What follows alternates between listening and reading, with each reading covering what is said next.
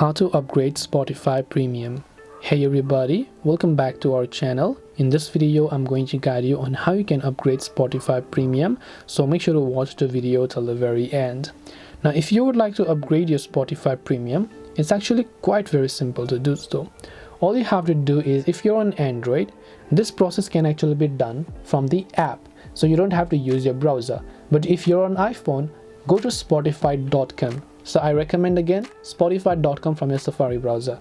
Now what you can do is, after you log into the account you want to buy the premium, tap the premium option from the bottom right. If you're doing from browser, tap the gear icon from the top right, then tap on the get premium button here.